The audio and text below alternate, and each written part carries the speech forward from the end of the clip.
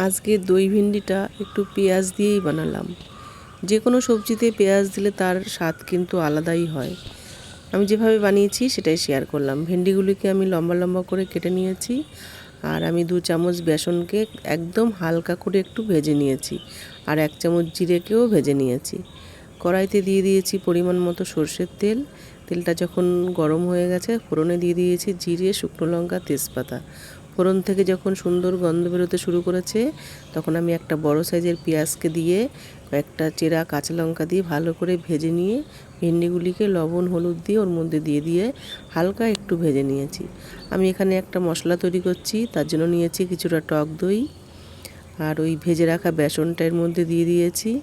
দিয়ে ভালো করে ফেটিয়ে নিয়েছি বেসনটা আর টক দইটা, আর জিরের গুঁড়োটা দিয়ে দিয়েছি, লঙ্কার গুঁড়ো, পরিমাণ মতো লবণ, হলুদ আর সামান্য একটু চিনি। তারপরে যে টক দইয়ের জলটা দিয়ে আমি সুন্দর একটা পেস্ট তৈরি করে নিয়েছি। এইভাবে ভেন্ডি রান্না করলে কিন্তু ভাত রুটি দুটোর সাথেই দারুণ লাগে খেতে। রুটির সাথে বেশি ভালো লাগে। ভেন্ডিটাও আমার হালকা করে ভাজা হয়ে গেছে। তখন আমি মিশ্রণটা ভেন্ডিটার মধ্যে দিয়ে দিয়েছি, আর বাটিটা ধুয়ে সামান্য একটু জল এর মধ্যে অ্যাড করেছি।